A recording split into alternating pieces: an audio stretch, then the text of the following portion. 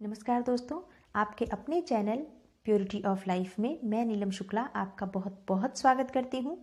दोस्तों, आज की वीडियो में हम बात करने वाले हैं कुछ बहुत ज़रूरी नियम के बारे में, बृहस्पतिवार व्रत के कुछ बहुत ज़रूरी नियम के बारे में, जिन्हें अगर हम ध्यान नहीं देते हैं, जिनका पालन अगर हम नहीं करते हैं, तो जो बृहस्पतिवार का व्रत हम कर रहे हैं उसका हमें पूर्ण फल प्राप्त नहीं होता है। दोस्तों, आपने देखा होगा बहुत से लोग हैं जो बृहस्पतिवार का व्रत बहुत समय से कर रहे हैं। कुछ लोग तो कई सालों तक बृहस्पतिवार का व्रत करते रहते हैं, लेकिन उनकी कामना पूर्ण नहीं होती है। ऐसे में कौन सी ऐसी गलतियां होती हैं जिनकी वजह से हमारी मनोकामना व्रत करने के बावजूद भी पूरी नहीं हो पाती है? कहाँ हम गलती हो रही होती है जिसकी वजह से जो व्रत है उसका पूर्ण फल हमें प्राप्त नहीं होता है? आज की वीडियो में मैं आपसे 3 ऐसी बातों के बारे में, 3 ऐसे नियमों के बारे में बात करने वाली हूँ जिनका पालन करना बृहस्पतिवार के व्रत में बहुत आवश्यक है। अगर इनका पालन हम नहीं करते हैं तो व्रत का पूर्ण फल हमें प्राप्त नहीं होता है। व्रत हम काफ़ी समय तक करते हैं और हमारी मनोकामना अधूरी रह जाती है, पूर्ण नहीं हो पाती है। दोस्तों, सबसे पहली बात, जब हम बृहस्पतिवार का व्रत करते हैं, पूर्ण रूप से भगवान विष्णु की जो हम पूजा करते हैं पूरे श्रद्धा भाव से करें और भगवान विष्णु पर पूर्ण विश्वास रखें कि हमारी जो कामना है वो अवश्य पूर्ण होगी। अब बात करते हैं कि वो कौन से नियम हैं जिनका पालन हमें बृहस्पतिवार के व्रत में करना चाहिए।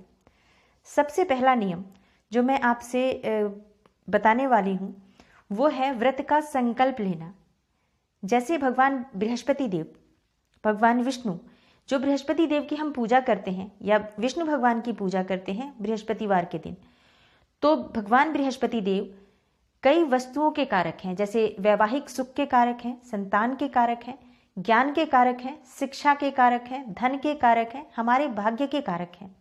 तो ऐसी बहुत सारी चीज़ों के कारकत्व हासिल हैं भगवान बृहस्पति देव को। तो जब हम भगवान बृहस्पति देव का व्रत रखते हैं, हम किस कामना से रख रहे हैं, इस कामना का संकल्प लेना बहुत आवश्यक है। अगर हम संकल्प ही नहीं लेंगे तो हम जिस भी कामना से व्रत कर रहे हैं अपने मन में रखा है और संकल्प के वक्त हम अगर उसको नहीं बोलते हैं तो वो हमारी कामना पूर्ण नहीं होती है। व्रत का फल तो हमें मिलता है, व्रत हम कर रहे हैं, फल तो हमें अवश्य मिलेगा, लेकिन वो कहाँ मिलेगा, किस तरफ वो सुख की प्राप्ति हमें हो रही है उस व्रत की, और हमें क्या चाहिए, ये सोचकर आप व्रत की शुरुआत करें। जैसे कि अगर आपको धन प्राप्ति की कामना है या संतान प्राप्ति की कामना है, तो जब आप व्रत कर रहे हैं तो पहले ही व्रत के दिन आप संकल्प लें कि आप धन प्राप्ति के लिए या संतान प्राप्ति के लिए कोई भी एक कामना मन में रखते हुए आपको व्रत करना चाहिए। व्रत कितना करना है ये भी आपको संकल्प लेना ही है, क्योंकि ऐसे ही नहीं कि हम कितने भी समय तक व्रत करते रहेंगे। आप जब किसी कामना विशेष से आप व्रत कर रहे हैं तब आप संख्या भी निर्धारित करें संकल्प के समय ही कि आप कितनी संख्या में ये व्रत कर रहे हैं। दोस्तों, वैसे तो हम कितने भी समय तक कोई व्रत कर सकते हैं, कोई बंधन नहीं है कि हमें 2 साल इस व्रत को करना है या 4 साल तक करना है या 16 करना है या 12 करना है। हम आजीवन भी इस व्रत को कर सकते हैं। लेकिन जब हम किसी कामना के निमित्त कोई व्रत करते हैं तो संकल्प लेना आवश्यक है कि हम इस कामना के लिए इतना व्रत करना चाहते हैं, इतनी संख्या में ये व्रत करना चाहते हैं। तो अगर आप कोई कामना रखते हैं तो संख्या निर्धारित करिए कि कितनी संख्या में आप ये व्रत करते हैं, और उतनी संख्या पूरी होने के बाद आप उस व्रत का विधि विधान से उद्यापन करें। उसके बाद आपका व्रत पूर्ण होता है। आप चाहें तो उसके बाद फिर से दोबारा व्रत शुरू कर सकते हैं, लेकिन जितनी संख्या में आपने व्रत निर्धारित किया है उतनी संख्या में करने के बाद विधि विधान से उस व्रत का उद्यापन करना बहुत ज़रूरी होता है। अगर हम इस तरह से इस व्रत को करते हैं संकल्प के साथ एक कामना रखकर, तो उस कामना के पूर्ण होने के बहुत जल्दी आसार बनते हैं, शीघ्र ही वो मनोकामना पूर्ण हो जाती है। दूसरा जो नियम है जिसका पालन बहुत ज़रूरी है करना, दोस्तों, हम सभी जानते हैं कि बृहस्पतिवार का जब हम व्रत करते हैं तो बृहस्पतिवार के दिन बाल नहीं धोना चाहिए। तो इसके लिए हमें बुधवार को ही बाल धोना होता है और बुधवार के बाद हम बृहस्पतिवार को व्रत करते हैं। तो जब हम बुधवार को बाल धोते हैं तो उस दिन से ही हमें सात्विक भोजन ग्रहण करना चाहिए। सात्विक भोजन का मतलब होता है जिस भोजन में लहसुन प्याज ना डाला हो, मांस मदिरा का सेवन उस दिन किसी तरह से ना हो। इस तरह से आपको व्रत की शुरुआत करनी है बुधवार के दिन से ही सात्विक भोजन ग्रहण करते हुए। अगर आप शादीशुदा हैं तो आपको बुधवार से ही ब्रह्मचर्य का पूर्ण रूप से पालन करना है। उसके बाद बृहस्पतिवार का व्रत आपको रखना है। बृहस्पतिवार की शाम को जब हम मीठा भोजन करते हैं और शुक्रवार के दिन हमें नमक खाना होता है, बृहस्पतिवार को हम नमक नहीं खाते हैं। बृहस्पतिवार के व्रत में कुछ भी पीला भोजन जो शाम को हलवा या पूड़ी जो भी बनाते हैं वो मीठा ही होता है। तो शुक्रवार के दिन जब हम भोजन करते हैं तो हमें ध्यान रखना चाहिए कि शुक्रवार के दिन जो हम भोजन करें वो भी सात्विक होना चाहिए। मतलब उस भोजन में भी किसी तरह से लहसुन प्याज डला हुआ नहीं होना चाहिए। बिल्कुल सात्विक भोजन शुक्रवार का भी रखना है और बुधवार का भी। इस तरह से हमें बृहस्पतिवार का व्रत करना है।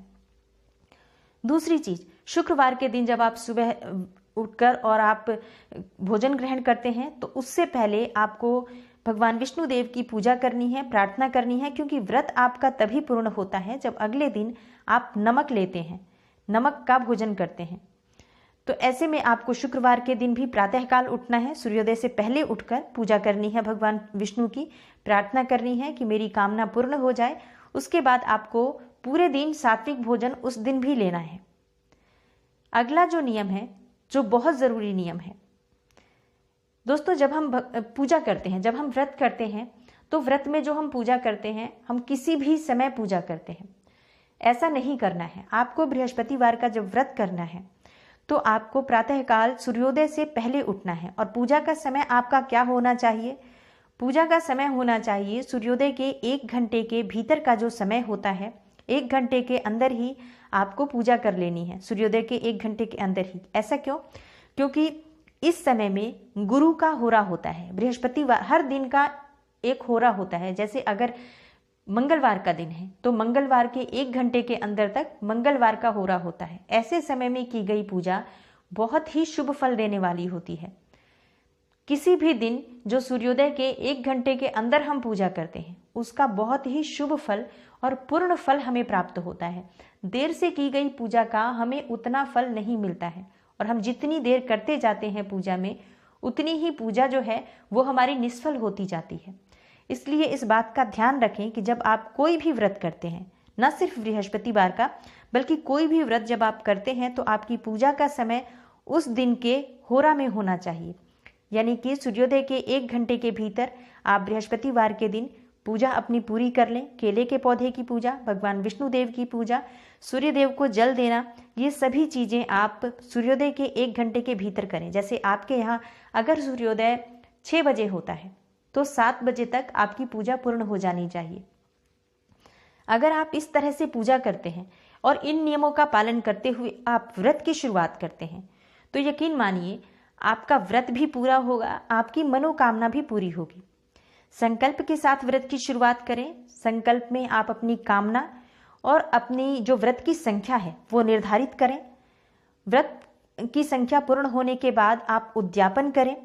पूजा सही समय पर करें, मतलब सूर्य के होरा के अंदर ही आपको, गुरु के होरा के अंदर ही आपको बृहस्पतिवार की पूजा करनी है सूर्योदय के 1 घंटे के भीतर। और बुधवार और शुक्रवार के दिन आपको सात्विक भोजन लेना है, सात्विक रहना है, सात्विक विचारों के साथ रहना है। अगर इस तरह से आप बृहस्पतिवार का व्रत करते हैं, आपकी कामना चाहे कोई भी हो, व्रत अवश्य पूर्ण होता है और मनोकामना हमारी अवश्य पूर्ण होती है।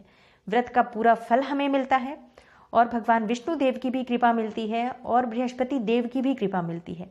लेकिन अगर आप इन नियमों का पालन नहीं करते हैं तो व्रत अधूरा रह जाता है, पूर्ण फल प्राप्त नहीं होता। बहुत लंबे समय तक आप व्रत करते हैं लेकिन कामना पूर्ण नहीं हो पाती है।